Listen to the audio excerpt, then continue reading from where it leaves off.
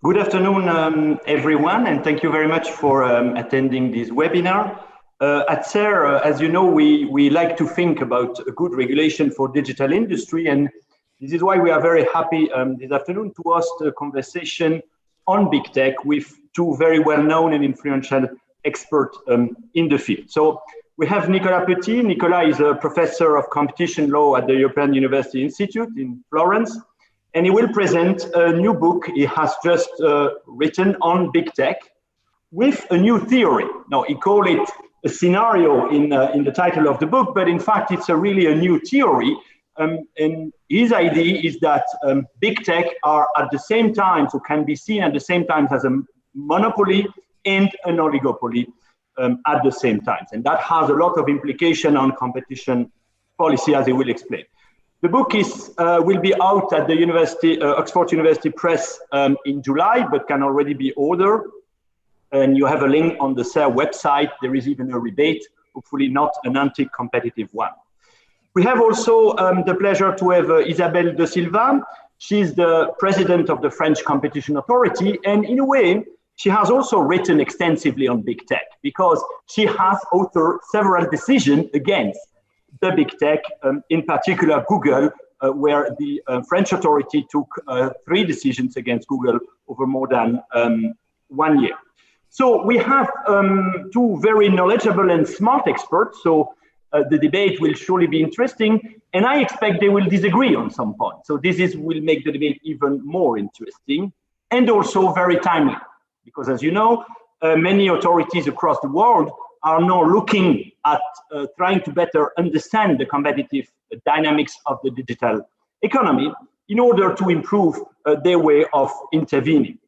In particular, in that context, the European Commission has opened last week 2 very important public consultations.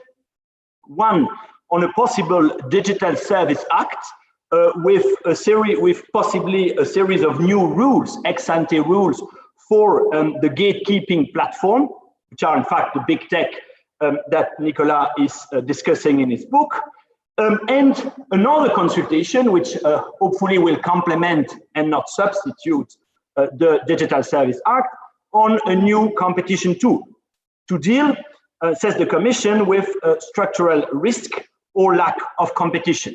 And the Commission mentioned as an example, tipping market or oligopoly, which again are 2 core themes of the book of Nicolas. So clearly his book will be a very welcome addition to this consultation.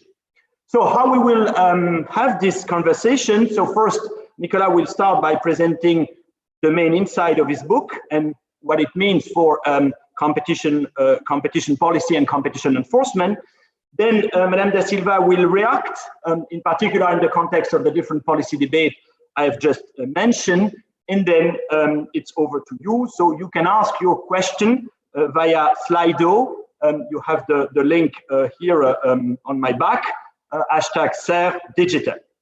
Nicolas, you have the screen.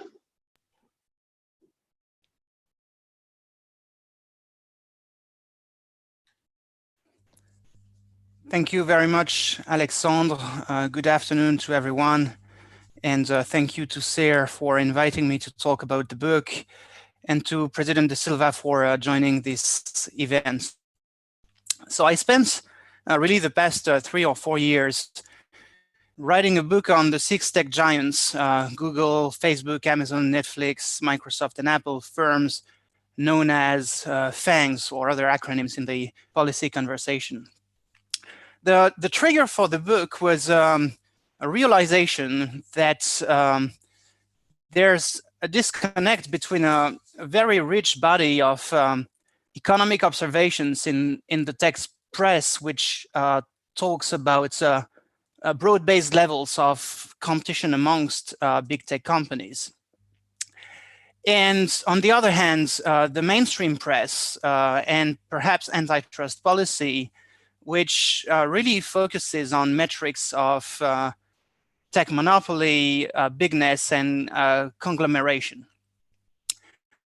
Relatedly, and perhaps even more importantly, I was puzzled by the lack of attention paid to something that scholars sometimes call dynamism. So the policy conversation is very much driven by discourse on the durability of tech giants' market shares, and this is seen as a sign of market stasis. And it felt like there was a limited effort made to try to understand why the tech press, on the other hand, talks so much about the sort of frantic trying and testing daily movements of big tech firms into new products, services, and all sorts of opportunities. So in other words, I was intrigued by the idea or the focus that is basically saying things like, you know, oh, Facebook has been having a dominant market share for 10 years. And it seemed to me to be equally interesting to ask, is Facebook today the same firm as it was 10 years ago? And so these shortcuts in the policy conversation really led me to try to do a more thorough factual inquiry and to lay down a hypothesis that I call the oligopoly hypothesis. So in 1942, Joseph Schumpeter wrote about the possibility of competition without competitors. And the oligopoly mashup really starts from this idea. It's about the possible coexistence of organizations with strong monopoly positions and at the same time intense inter-firm oligopoly competition between these firms and in this case, big tech companies. The hypothesis is the following. Is antitrust and regulatory policy blindness to possible levels of competition not so much a question of ideology, as we often hear, that agencies and regulators might be very ideologically against bigness, but more a matter of methodology? Or to say things differently, is the policymaking methodological focus on rivalry an element that obscures significant levels of competitive pressure that exists and that can be diagnosed? So when you work on a hypothesis, you generally need to offer a testable proposition to corroborate or to invalidate your hypothesis, right? And so here the logical way to test the hypothesis that the blindness or the irrelevance of levels of competition that are talked about in the tech press for the policymaking environment, the logical way to test that has to do with method. The logical way to test it is to check whether experts and not laypersons, non-invested in the methods and techniques of antitrust and regulatory policy, do on average or not characterize big tech firms as monopolies, subject to little competitive pressure. So to operationalize the test, have done something very tedious. I've analyzed all the yearly filings, known as 10Ks, of the 6 big tech firms filed before the US Securities and Exchange Commission. The 10K filings provide what you may call decontextualized data on the nature of competition at firm level. There's a bunch of sections in 10Ks that firms have to report about, in which they have to report about their competitive environments. In addition to that, I've looked at company profiles and industry analysis reports from 17 vendors of markets research, business analysis, and competitive intelligence documents. So you can call them market research firms in general. And to go through that significant amount of data, I've used the services of a machine learning natural language processing expert who helped me with putting together scores and indexes of competitive intensity. So the data set that I have shows essentially 3 things. Number one, there is clearly a coexistence of structural monopoly and cognitive oligopoly. 10Ks And market analysis corroborates and call attention to latent and complementary levels of competition that FANG firms or big tech firms perceive and act upon. Two, there is a substantial degree of heterogeneity amongst big tech firms. Levels of oligopoly competition vary depending on whether you look at Facebook or Netflix. And the spider charts that you can see on the slide will show you that some firms which are more spread out on the spider charts are exposed to or take on more competition from other FANGs or other big tech firms than others. And three, from a qualitative standpoint, I was really picked in going through all these 10Ks and market research reports about 6 features which you can track amongst the big tech firms, but with different levels of intensity for each of them. But you can see really six interesting features. You can see diversification. You can see something that I call discontinuity, which is the risk of technological or market or political shocks playing a key role in the business. Long-termism, commitments and an interest in the long-term. Growth, an appetite for growth, that maybe as opposed to other things that people discuss in terms of profit maximization. Exploration, which really concerns the innovation strategy of big tech firms, or some of them, and flexibility, which is the sort of pivotality of business organizations involved in digital industries, because everything is, and a lot of things are actually quite easy or less costly to move around, inputs in particular. Okay, so with that background, I had to address a fairly hard question, I have to say, which is how do you move from this reality that the 10Ks and other sources of documents report and a theory or a model or a concept. I don't like the word theory because it's often used and abused, and it's a bit too much grandiloquence. Now, so here's the sort of framework I came up with in the book, and I think it's consistent, and it tells a story that is quite compelling. So to start, one can certainly acknowledge and consider that each big tech firm enjoys a monopoly position in what I call the origins market. So that would be search for Facebook and for Google, sorry, and social networks for Facebook.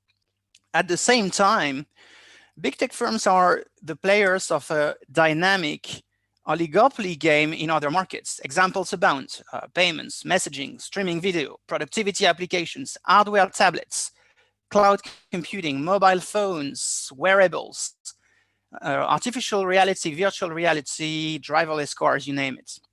Now, introduce on top of that technology, and in particular, digital technology.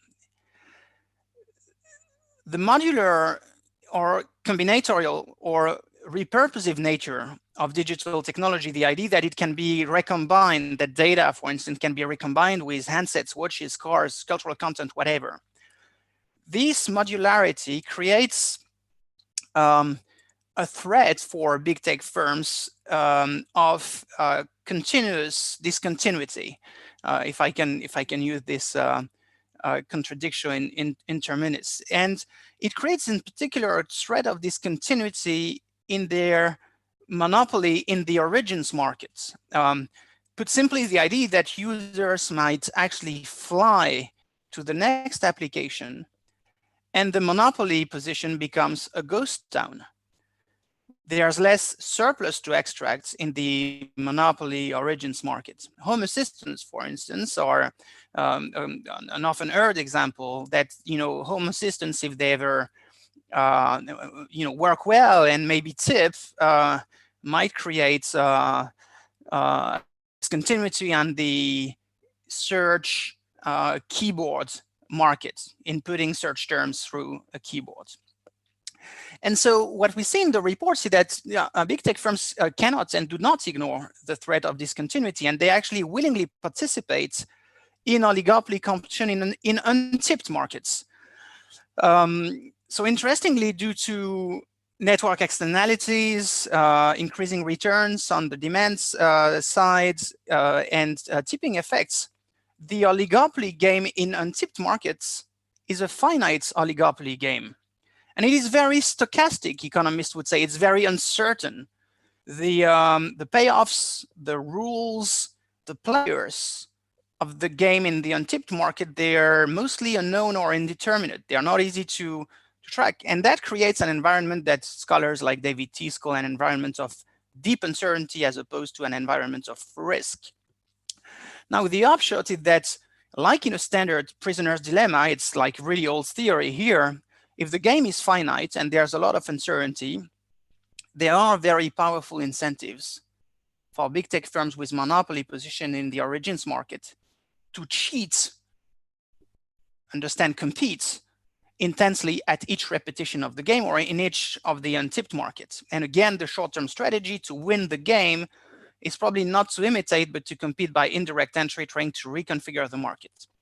Now, the bottom line of that is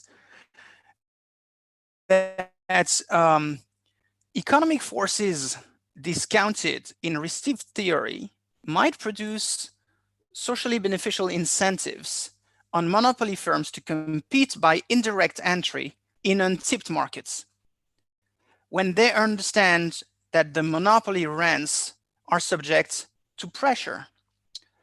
When successful, the observed outcome of that game of firms with monopoly positions in tipped markets and fierce oligopoly competition in untipped markets, the outcome might be the reconfiguration of channels of competition. So you may think, for instance, that Google was competing with Microsoft in the market for productivity and search apps, but through progressive iterations of competition in untipped markets, eventually Google might be in the future a stronger, in more direct competitive exposition to Amazon or Facebook or a new entrant than to Microsoft. So you can see movements in the channels of competition. Now, if that is right, and if this is the right way to look at the world, and I don't have a monopoly on what's right, it's just what I sense might be the way competition takes place in these markets, there is a fundamental policy implication, and the policy implication is this.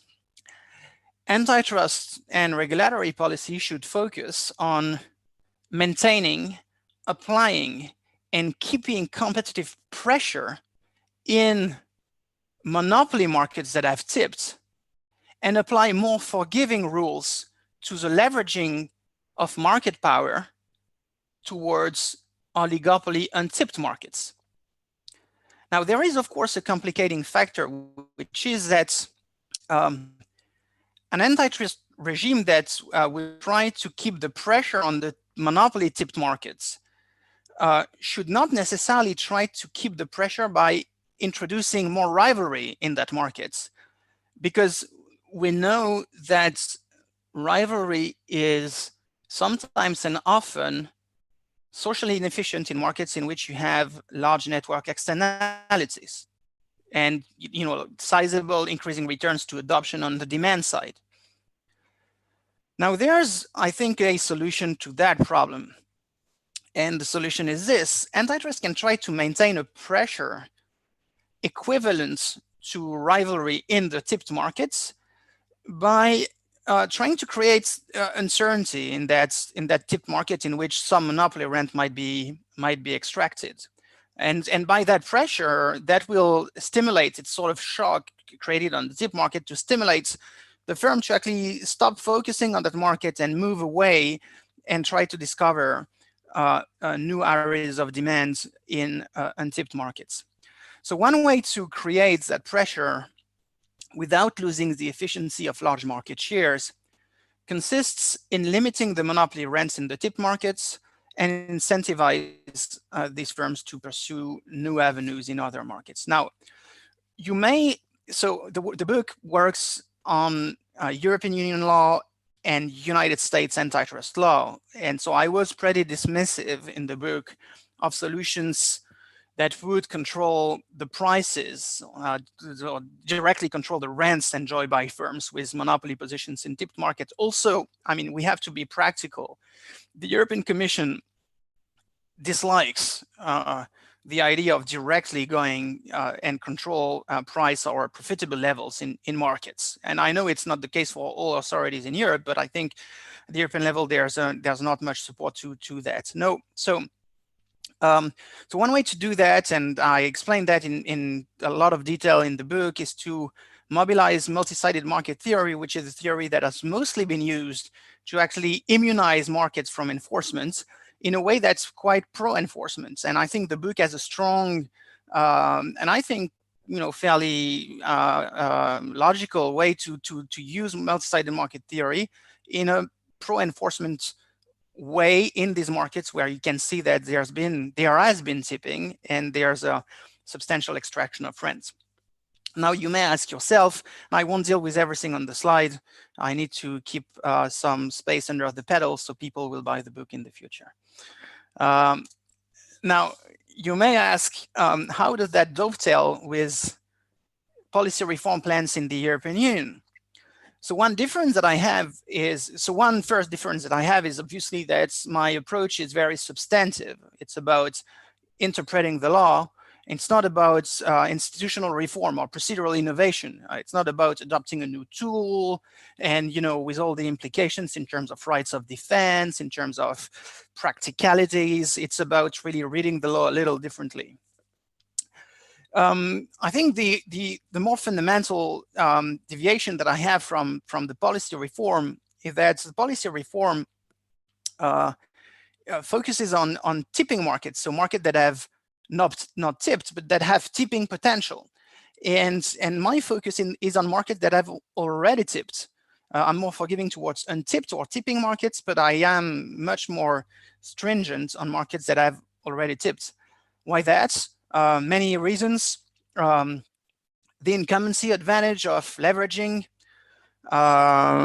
is not empirically proven. I mean, if you think about Zoom, there's lots of big players in the market for video conferencing, and all of them have a lot of data, and you can see that they are not necessarily doing the racing first in that course. Second,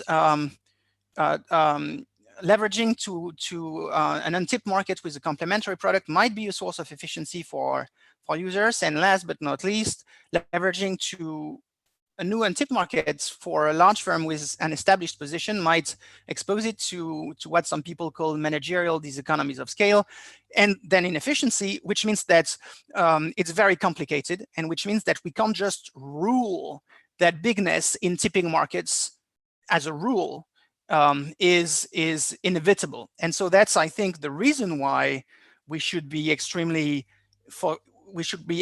cautious with tipping markets, because there are so much uncertainty, whereas by contrast, we have much more certainty of what we are doing in tip markets. All right, last, there's one philosophical reason. I won't dwell too long on that. I do believe that I do believe that in the discovery process, and that markets are better at discovering product, services, and invention than government agencies. And I think my work is more on the side of markets doing the discovery in untipped markets, whereas the EC proposals is let's place the markets in tipping, in which there's ongoing discovery under supervision or scrutiny, and that I like less. So to close, this is just a sort of open question. I wonder if the focus is on tipping markets.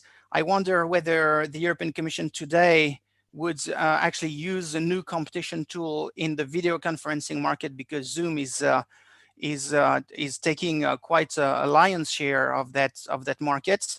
And if that is the case, I would find that a very weird and strange idea, because what we are seeing here is really competition, the kind we like, with a lot of diversification, a lot of entry, incumbents, of course, but new firms as well. And therefore, I do think that it's a bit dangerous to do that. So I thank you for your attention. And the book is out on 30th of July. I look forward to talking with you. Thank you.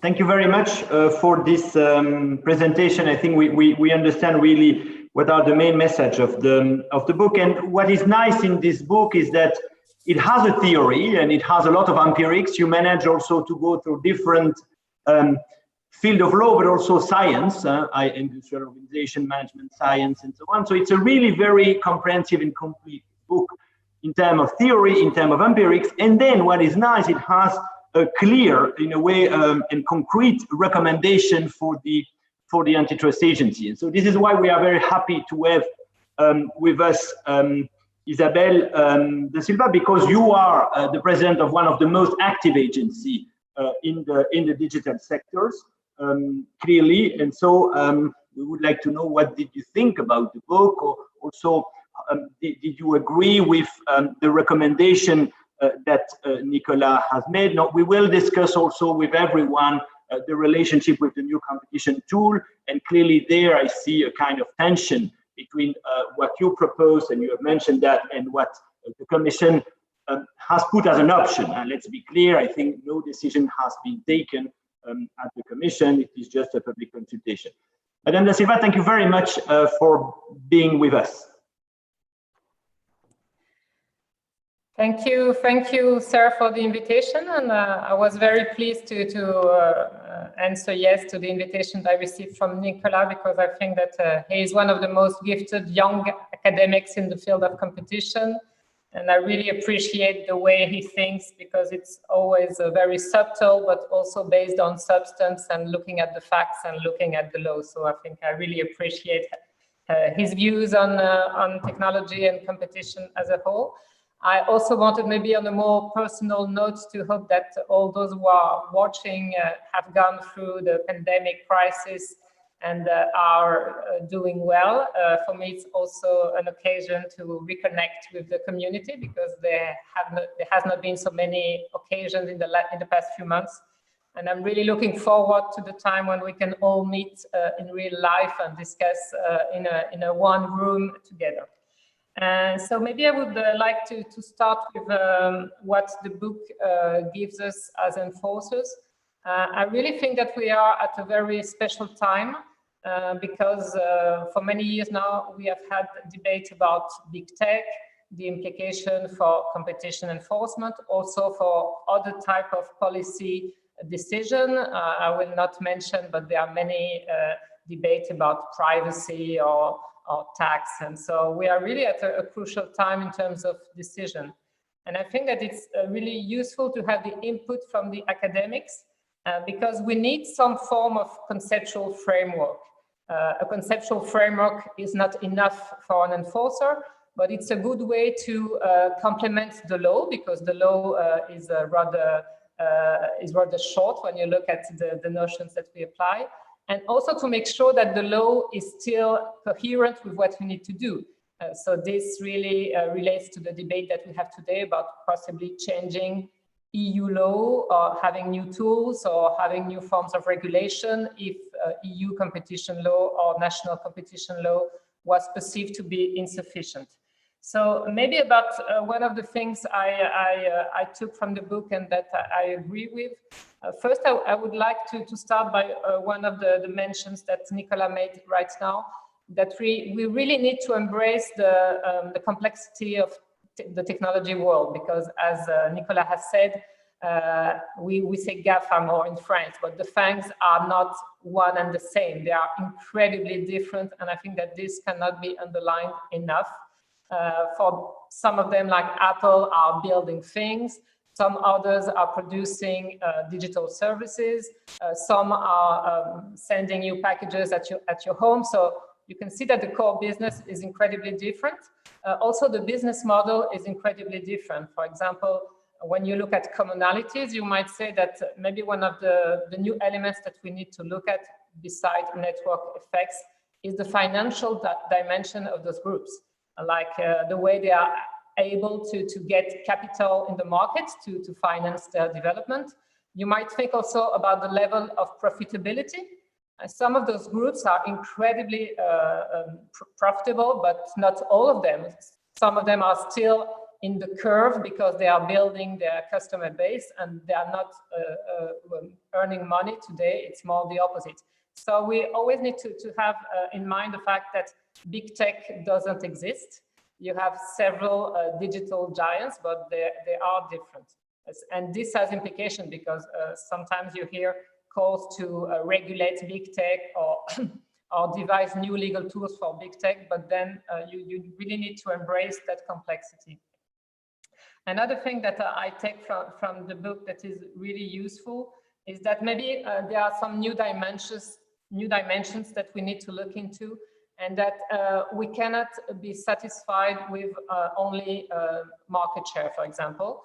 Of course, the dominance element of the antitrust analysis remains crucial.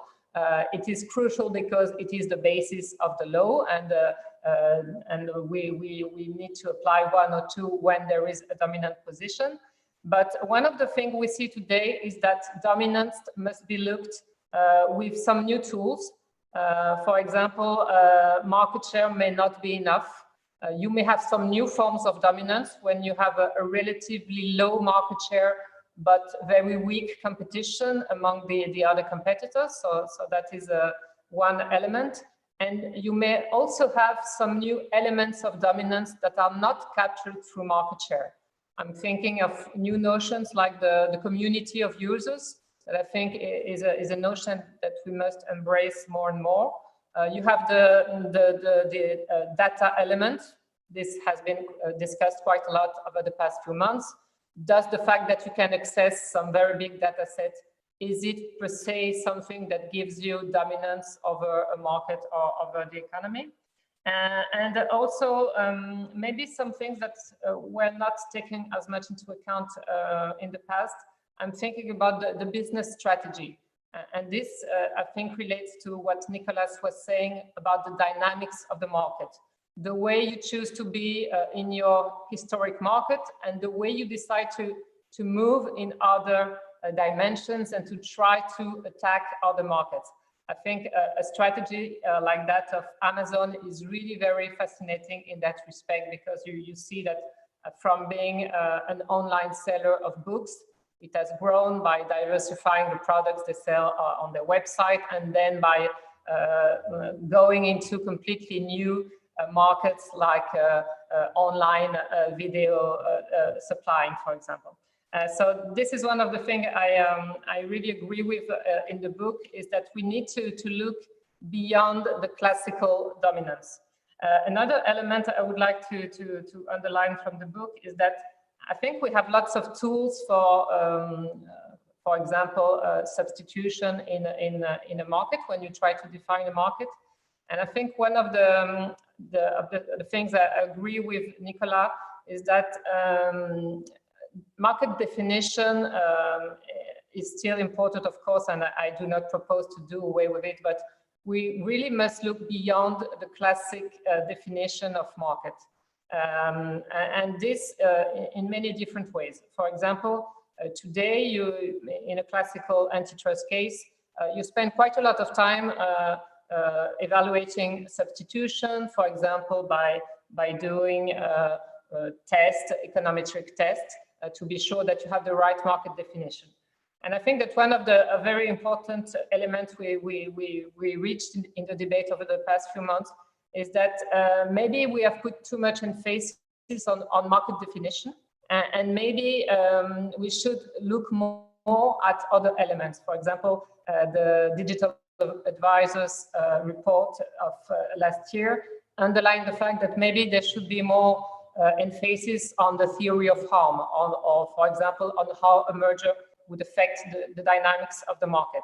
And this relates to some part of the analysis in the book, that you must look more broadly at the dynamics of the different markets and the way in which a dominance or a very strong situation in your original market might have relation with the market in which this given firm is not dominant, and maybe either in an oligopoly or in a very fierce competition. And I think that we have many lessons also to take from the current crisis. this would be for another topic, but I would like to underline at least two things. First, we cannot function without those big tech firms today. We have seen how important it was to have good internet networks, good messaging and video conferencing. And second, as Nicolas was mentioning, I think it was really very interesting to see some newcomers or relative newcomers like Zoom that was being like the new name of video conferencing, and some companies that are not part of the so-called GAFA. So it is in a way encouraging to see that you can have a rather strong competition on those new markets that from one day to the next become completely crucial, because without video conferencing, we would not have been able to go through the pandemic. Then I would like to come at the recommendation of Nicolas to enforcers, and that is to focus on tipped markets. So one first reaction about that, of course, we know that enforcers over many years have been focusing on dominant companies, which means that a dominant company is not in the market usually where there is very strong competition. So that in a way might be in line with what we have been doing in the past, but I have a bit of an issue with the notion of tipped markets that is very present in the current debate, and that is that I'm really expecting more in terms of definition. What is a tipped market? Do we agree on what are the criteria of a tipped market? Is it the fact that the dominance has not been challenged for many, many years? Is it that the rate of innovation is very low? Is it that you have very strong barriers to entry? But I would really like to have a more rich and clear definition of a tipped market before going and having actual policy choices or legal instruments being based on the notion of tipped market. So that is one first dimension. And then on the idea that we shouldn't care too much about untipped markets. Maybe I'm being too broad in the way of formulating this, but I think that what we are interested in is in any market to be sure that it is competitive enough that it delivers for the customer. And I agree with Nicolas that we mustn't forget the fact that there may be some efficiencies and benefits to a company having and using, for example, network effects. So this is something I would agree, but I don't feel necessarily comfortable with the idea that we should have a sort of laissez-faire for certain markets and really concentrate on the other. So I think that when you look at policy goals, you really taking a lot of elements and not necessarily the fact that the market is tipped or not tipped. In order to leave time for the debate, I would now like to link the debate that have been raised by Nicolas and the current debate on policy and the new instrument that we might decide or enrich in the next few months. First, I would like to say that for me, the question of substitution and market definition is really important, and the work we have started on the notice on relevant markets that is being led by the European Commission is a very good example of how we must incorporate the way we evaluate substitution and competition dynamics on those technological markets. And Nicolas in the book was saying that maybe competition agencies were not having a sufficient focus on neighboring markets and the way there could be some form of potential competition coming from those neighboring markets. And I really agree with him that this is a new avenue that we must really focus on. And I had an example in mind where we really try to incorporate in our decision the fact that some companies were not in the market for the time being, but one of the GAFA, for example, might enter that market and it might completely change the game.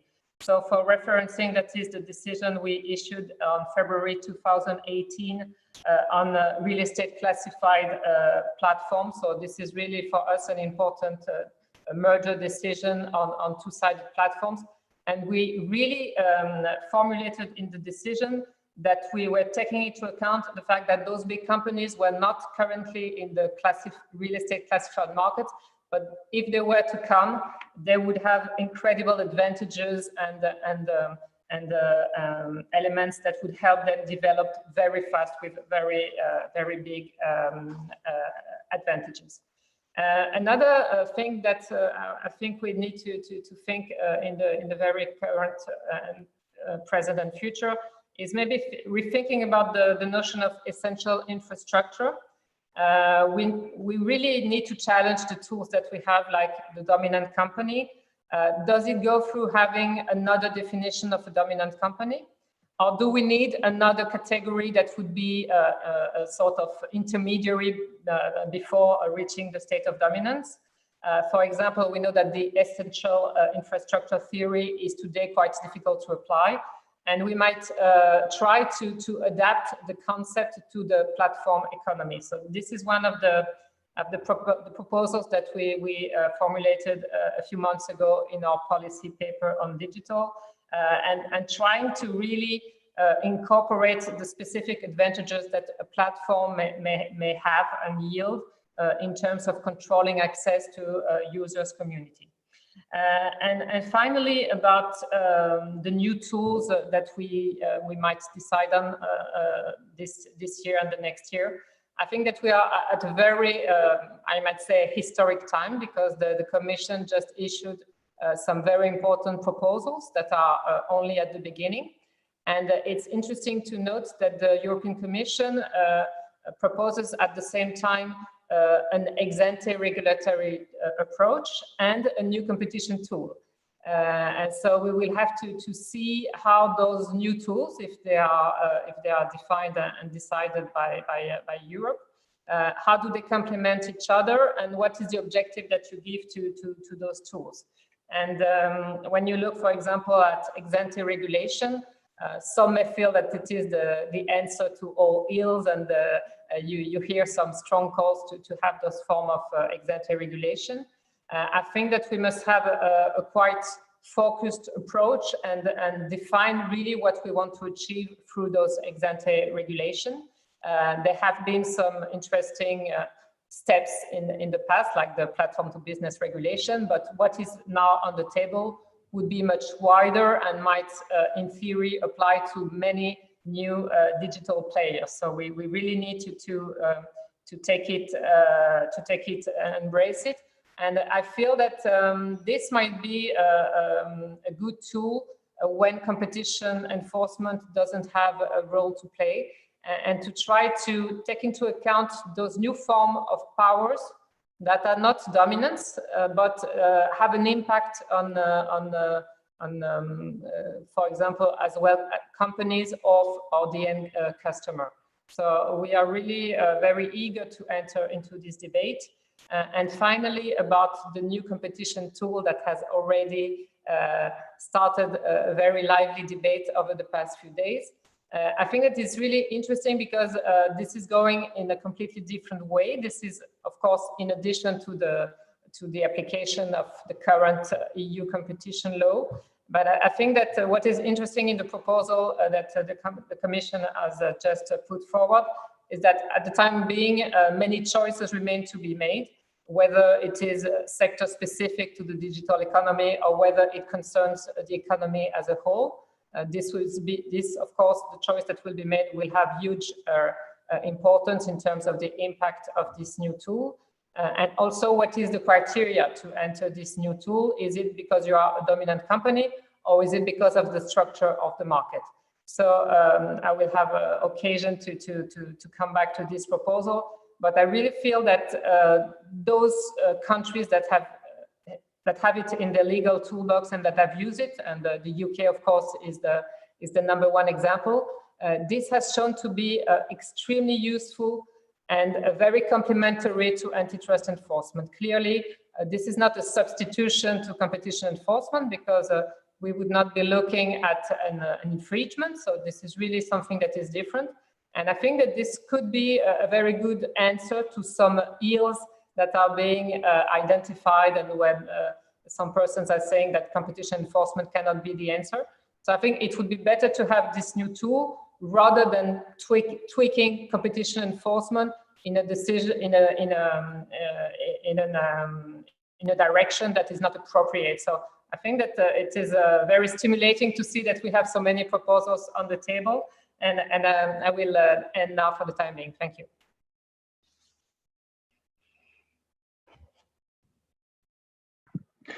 Thank you very much for this. For those comments and also your first view also on what the Commission has proposed. So, Nicolas, maybe coming back to you, I think there is one specific question that Isabelle asked, and also some other participants have the same question, and that is, what is really your criteria for a tip market? Because this is key in your proposal. You said, okay, antitrust authority should focus on tip market and leave untip market alone, more or less. So what are really the criteria, and also how you relate those criteria with the current debate around gatekeeper? Is it when there is a gatekeeper that the market has tip, or is it something else? And then you react also on any other comment that Isabelle has done as you want, of course.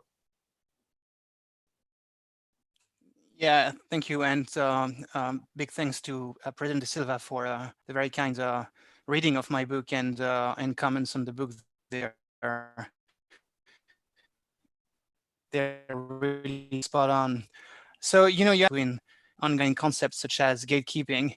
I don't have a definition of gatekeeping unless I watch Game of Thrones, and I do understand what gatekeeping means. But so I think a lot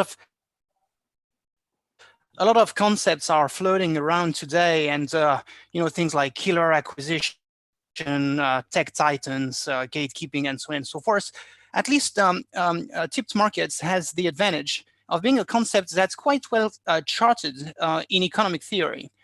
You know, people like I don't know if I can say his name now, but you know, Hal Varian, when he was not working for Google, wrote a book with Carl Shapiro, where they discussed tipping and tip markets. People like Tim Bresnahan and other writers like Cusumano or Annabelle Gower have you know, written extensively about tipping, tips, and untipped markets. I think the common thread in the literature that allows to define the boundary condition between a tipped and an untipped markets is the existence of a situation of stability where so the existence of a winner in a market that is subject to a stable environment in which uncertainty has disappeared, the result being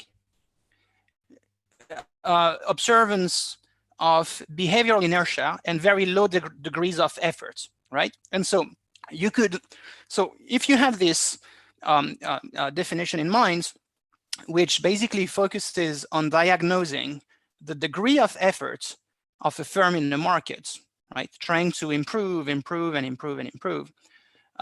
can actually think of indicators that would give you a sense, or you know, proxies that would give you a sense of firm degree of effort. You know, economic theorists like William Baumol or others, they've talked a lot about that in their works, but it doesn't sort of carries the day. It was sort of lost in the hoops of history, and so I think we need to revisit that. So if you look at, for instance, so one thing which is, you know, sort of figure that big tech firms often throw in the face of agencies to say there's no problem is the R&D figure, right? They say, look, you know, we have a lot of R&D, and it's not only a figure. You can relate that to turnover and calculate R&D intensity, and then you have a big degree of effort. The problem with that approach is that it's too aggregated, and I think agencies have instruments to require companies to tell them where the R&D money is going. Is it going to the market in which there's been a winning and killing? In which case there's not a tipped market. There's a lot of, you can see that there's a lot of effort. It seems that it doesn't look like the life of a quiet monopolist. And by contrast, if the money is going elsewhere and the market in which you have a monopoly share is not subject to any effort by the firm, then you might come to, you know, more sense towards the finding of a tipped market. And, you know, I'm talking about R&D, but it might also be employment figures, right? It might be the hiring decision. It might be the advertisement decision. Advertisement is often categorized as long-term investments for a company, much as on the same footing as R&D. So I think there's a lot of metrics that exist and a lot of concepts and definitions that exist that we sometimes forget because we fall for the Game of Thrones-ish concept, which is more new and attractive. But thank you for that. And do you see any relationship with gatekeeper? Do you think, okay, well, you say the concept is not extremely well defined. I would there slightly disagree. I mean, there are some definition also in the economic literature, some relatively precise definition of gatekeeper, which is mainly around you have a bunch of customer, a community of user, as Madame de Silva was mentioning, which single home or mostly single home. So I think you have a relatively precise definition. But do you think this should also be a trigger for intervention, or for you it's not really a big issue being a big gatekeeper? So I think the way I think about tipped and untipped really has to do with this the dynamic mobility of organizations that we know as firms. So if you have a gatekeeper that is a route to market, the route to functionality, but is extremely active in trying to improve the access conditions to the gates, right? Well, then I would say it doesn't matter that that's a gatekeeper. If you have, the toll operator on the bridge, there's only one bridge, and the bridge has not been refurbished in 5 years or 10 years, well, then you might have a problematic gatekeeper that sits on a tipped bridge. Okay, Isabelle, you want to say something? Yes, maybe a reaction to. I think many of us are trying to find new concepts that might work with what we see in the market, and you can talk about structural platforms, gatekeepers. And I was thinking of the definition that Nicolas was trying to define for tipped markets. And for example, I was thinking if I try to apply that to the markets where those companies are very big, it doesn't really seem to work, because when you look, for example, Amazon on online commerce, they are not sitting on their, not doing anything. They are constantly improving their product. You might say the same thing about Facebook and the way they are improving their social network service. And I was thinking that maybe one of the things that we find difficult to analyze today is the relation really between the firm on the original market and the new markets. For example, I like to come back to this example of the acquisition by Facebook of Instagram and WhatsApp. At the time when the WhatsApp acquisition was submitted to the Commission for approval in terms of merger control, one of the key elements was WhatsApp was not a social network. And now, with the benefit of hindsight, we see that the fact that Facebook added another service that is WhatsApp, and then on another occasion added Instagram, really incredibly helped to reinforce Facebook on the original market and also on those new markets. I really think that those are the type of things that we need to look at, and those things do not follow the line of market definition or even tipped or untipped market. So I think that those are the most stimulating debate, because some say today, well, maybe Instagram would not be so great today if they had not been bought by Facebook and Facebook continued to invest in the service. That is I think that is certainly true. But one of the things you might also say is that Instagram may have been one of the few potential competitors that might have challenged Facebook. And we also see today firms that are completely changing their market as they go along. For example, we see some players like TikTok or other apps that come from the world of gaming, for example, and suddenly they are becoming mainstream. And so I think this is one of the fascinating things we see, that the markets keep changing and companies keep moving between markets, and we try to follow them, and it's not so easy. So I think that it would be interesting maybe if Nicolas could propose a formal definition of tip markets, and to see if we could make it work, if it was an instrument of policy making or policy enforcement. And that will also be one of the questions that we will have to answer for the new competition tool. Is it focused in a way on some type of markets, those that are tipped or those that are very stable? But one thing that is clear for me is that the big markets where those big companies are very dominant or very strong today, they do not resemble the old markets of yesterday, like the industry, heavy industry, where nothing much was happening, and for me, those markets are really different.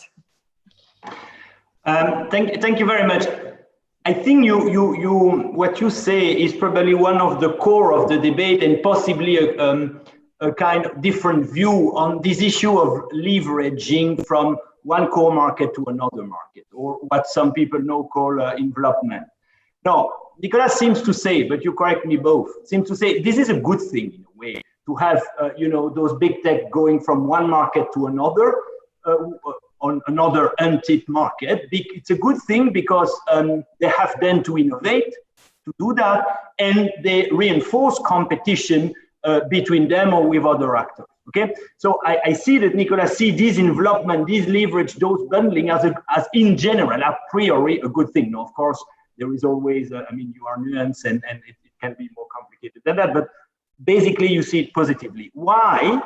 I sense that some of the reports that have been published by different authorities, and also the new competition tool that the Commission is thinking of, see this kind of envelopment leverage possibly as a negative thing. Why? Because you would kill potential competition in those markets. And I mean, the example you mentioned with Instagram and WhatsApp is one example. So maybe you continue to innovate, but you diminish competition from outside of the 5 or the 6, and also even between. So I think there is a kind of fundamental disagreement, I think, on whether that kind of envelopment strategy is on the whole good or on the whole bad for innovation and for competition. Because this is the difficulty, of course, here, is that we have to take both into account, and we have to take both into account in the long term, which make the things even more complicated, because as Nicolas said, everything is uncertain, but even more in the digital sector. And so the question, I think there both of you agree, we have to have a more dynamic analysis of the process, and so we have to focus a little bit more on long term. But I don't know, what do you think? Do you agree with that disagreement, or no? Nicolas first, and then Isabelle, if you want to react. Yes, thank you, Alexandre. So, I think it's, and as Isabelle was saying, it's not, we're not talking about sort of bright lines, but mostly about mental models, right? So when I talk about tip markets, it's the market is more or less more tipped than not, and untipped more untipped than not. And leveraging is more or less to me, it's more a good thing rather than a bad thing. And I think the problem with the discussion we had, and maybe also these approaches which try to elaborate bright line rules, is that they run the risk of being very binary in their conceptualization of things.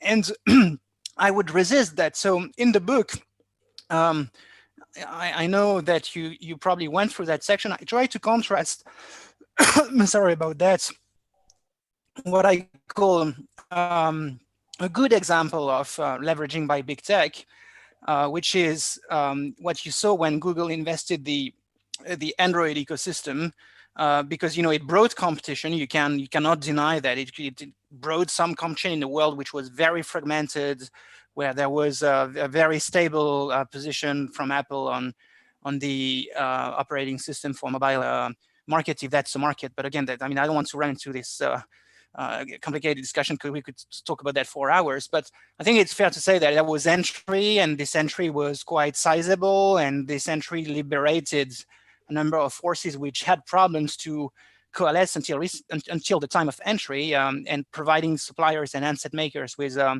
new competitive tools. And I contrast that with bad leveraging, which is what we saw in the US Microsoft case, where you know, it's quite well documented. Microsoft was really trying to kill complementers at the boundary on the ground of a conjecture that they would cut the heels of Microsoft's monopoly position in the tip market for productive applications, middleware, and even the operating system. And I really distinguish, you know, these two types of cases: one of good leveraging, the other of bad. Again, on the mental model of, you know, leveraging that protects the tip market is presumptively problematic from an antitrust standpoint. Leveraging that does not protect the tip market should not, as a rule, be presumptively problematic, but you may apply the rule of reason to find a possibility of antitrust liability. I'm not saying it should be per se legal. Isabelle, you want to add something? Yes, I see that a question that is coming from the viewers is, do I think that Nicolas' concept is sufficiently workable for competition authorities? Is it too complex, and would it lead to type 2 errors? It is true that when you talk about antitrust enforcement and looking at infringement, if that is the basis for intervention, you need a clear criteria. And for example, when you look at abuse, I think that the concept of dominance has served us very well, because now with the many years of jurisprudence, we know what is a dominant firm. And well, of course, the concept might be stretched and might be looked at with new lenses if we feel that the classical definition is not doing well. But I'm thinking that Nicolas' message is more in terms of where authorities should put their priorities, and, for example, where they should decide to look at cases. And maybe Nicolas will correct me if I'm wrong. But I think that his analysis will be quite useful. For example, if the new competition tool should be based on, for example, only tipped markets, then we will need to write in the new regulation that might be defined, in which cases the Commission might intervene and define certain remedies or injunctions for companies. So I think that it is good to decide and discuss between ourselves, is the subject really insufficient competition on the market? Or is it the size and power of companies? Because sometimes in the global debate, you see that people are focusing a lot on the fact that those companies are very big, very rich, very powerful. And this is not necessarily a problem from the point of view of competition enforcers, but we see that for some commentators, this has become a problem as such. So I think that very modestly, the way we see that is that we need, we think that the important thing is to keep markets sufficiently dynamic and to make sure that there is a possibility of entry that will give really the impetus to improve to the company that is in place. And so this is for us one of the really important thing. And then you have another set of preoccupation that is more, how does the company that is dominant or very powerful, how does it affect its ecosystem and environment? For example, does it create ills, for example, for its suppliers or its clients when you are in a B2B business? And that is something that is quite different, because it can be even beyond classical competition objectives in terms of unfair practices. So you are really looking at a different type of problem that you need to address. And finally, maybe I wanted to comment on something that Nicolas said about whether we should look more or not at some type of price abuse effect or foreclosure effect. I think that we really need to keep a very broad view of the situation that might require our intervention. And we see that we don't have that many cases in terms of exploitative abuses. And well, we hear a lot about excessive pricing, but you have many more possible cases than only excessive prices in the pharma industry, and that might be interesting, for example, in terms of having very low quality provided to the users, or of course the excessive use of data, of users' data. So this is an interesting reflection on maybe should we have a new approach to exploitative abuse. And of course, I think that foreclosure will remain for us a priority if we see any type of conduct that might be akin to foreclosure. And in some cases, leveraging can lead to foreclosure. So that's one of the reasons why we need to be quite vigilant about that. Can I follow up on that, Isabelle, and then one question for Nicolas? But do you think that we will have more and more those kind of exploitative abuse, maybe in another form, as you say, and we have to rethink a little bit the way we approach them? But do you sense that competition authority will have to deal more and more with those kind of abuse? And then, so yeah, I give that question to you, and then a follow up to Nicolas, because we have talked about untipped market. So now let's talk about tipped market. And again, I mean, because you say, and there, if you can clarify what would be the role of the authority? Would it be to limit the rent? And then this is a bit also around exploitative abuse, or will it be to recreate contestability on those tipped market? The first Isabelle, and then Nicolas. Yes, I think that exploitative abuses, normally we should see more of them. I remember I was saying at the CERRE conference 2 years ago that you might consider having more focus on the value chain problems, and for example, the level of commission rates that a big company would apply to its client or providers. And I think that we now have a quite clear case with the Apple Spotify case that is in front of the Commission. So this, depending on how it ends, will give us some idea of whether this type of case might work. And we also see that this type of problem is receiving more scrutiny from policymakers. And for example, we see in many countries the debate about creating some new legal statutes, for example, for the workers that work with platforms like Uber or the delivery platform. So I think the question will be, will those problems be dealt with more by a new regulatory framework or new legal instrument to protect workers, or will a competition become a tool to address those issues? And of course, this might be of tremendous importance. For example, if we start looking at the way platforms sell their services, this might have very wide implications.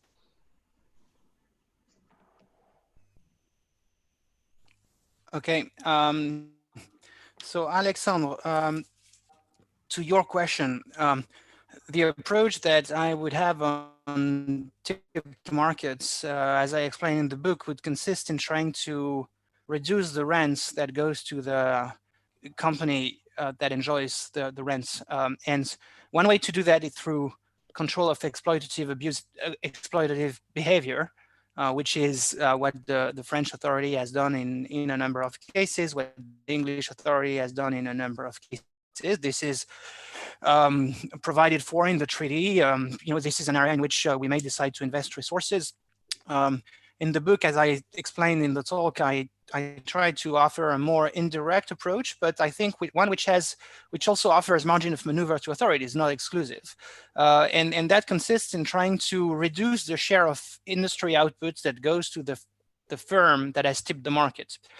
And you may do that through recourse to multi-sided market theory as a sort of conceptual apparatus by trying to modify the price structure and the mechanisms, including contractual mechanisms that the firm on the tip market uses to keep and maintain a large share of output, right? So provisions on no bypass and things of this kind might help. It's actually something a bit funny that I'll play with in the work, but one idea would be that you might have a different competition policy depending on which side on the markets the platform interacts with suppliers and users.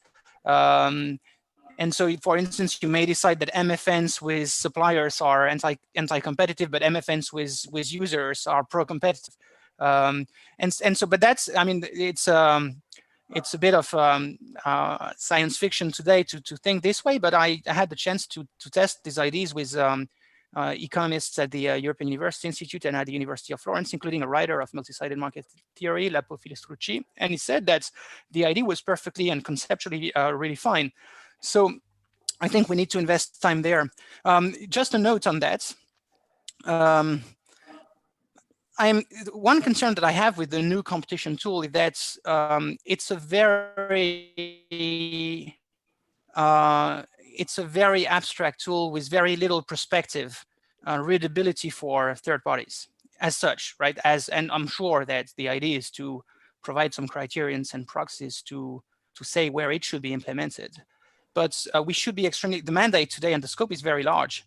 And I think, laws that cannot be prospectively anticipated upon is not a good thing generally from an economic efficiency standpoint. So we need to invest a lot of time in trying to render that instrument, if adopted, in trying to make it predictable and prospectively predictable. And that's why I think I don't like the concept of tipping markets, because it's very hard to say prospectively whether a market has tipping potential. I don't know if the video conferencing market is a tipping market. I have no clue. It's something that we do better ex post. We know when the market is tipped. It's easier. So that's why I believe my concept is better, because people obviously this is a tipping market, but they will always say that ex post, right? And it's very hard ex ante to say that you have a market with tipping potential. We are about to close. We have 4 minutes, but and I would like to continue much more, but I'm sure there will be other occasions. But just one last question. But then if it is tip market, don't you think that regulation will not be better? And therefore, for that kind of market, maybe we should use a DSA form. And then for the others, okay, we understand that you think the NCT is too uncertain, but so if you were at the commission, so you have seen the different proposals on the table, DSA, NCT, others, what would you do? This is a question. This is a question by Frédéric Hayek.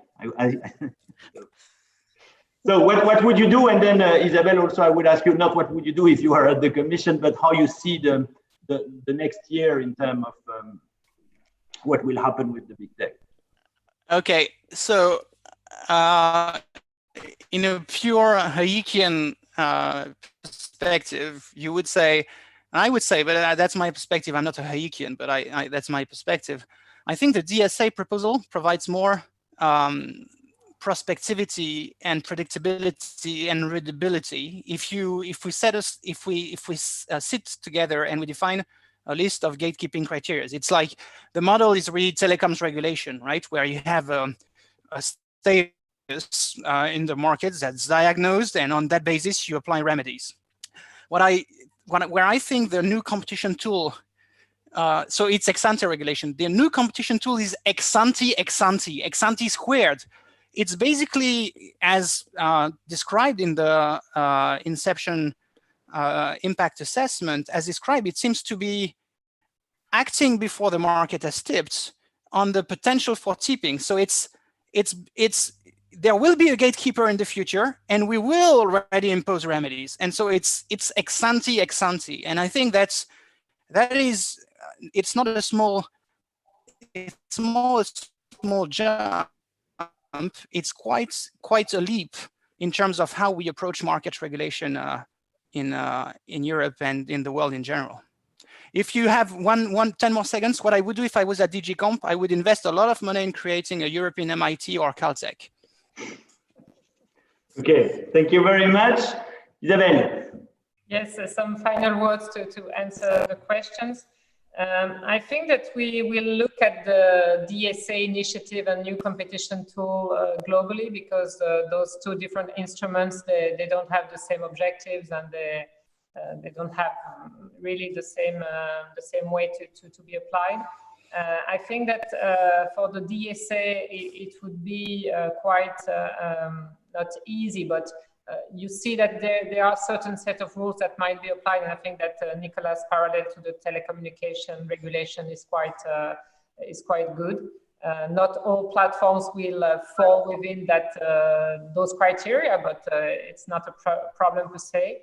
And I feel that for those new competition tool, well, it is new, but it's not the revolution, and it's been in place in the UK, and we have not seen the UK crumbling down, or I don't think this is the cause for Brexit or anything. So we shouldn't be too worried or afraid. And I think that the new competition tool might have some very good advantages also, because it would be based on a specific analysis done on a specific sector, and to see how the sector can work better. So of course, it gives a lot of leeway to the enforcers, and you'll need to apply the proper checks and balances so that there is an appropriate judicial review, because if you decide injunctions that change the way companies do business, there should be some form of judicial review. But I think it can lead to very focused and appropriate responses. And when you think about the way it has been applied in the UK, for example, for certain oligopoly sectors where competition was quite weak for many, many years, it can be a very useful tool, even beyond the digital economy. So I think that this really needs to be looked into, and maybe it could be also something that might be done on the national level if it feels appropriate. So I think that if the tool is well defined, I'm very hopeful that it will be a helpful addition to what we already have. Thank you very much. Thank you very much for this optimistic note. So I would like to thank you both, really. It was very interesting, and I'm sure we will continue this conversation. I mean, Isabelle was mentioning, we are a bit at a historic moment for in our field.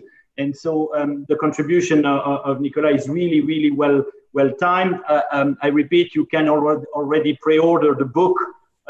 There is a link on the CERRE website, a link to the Oxford University Press, and you get a rebate. I would like to thank you very much, Nicolas and Isabelle. Thank you also the CERRE team, which has organized that very well. And at CERRE, we will continue to think around those questions. We have a next seminar on data portability, which is one of the key elements, as was mentioned by both of you, key capabilities of those platforms. So stay tuned.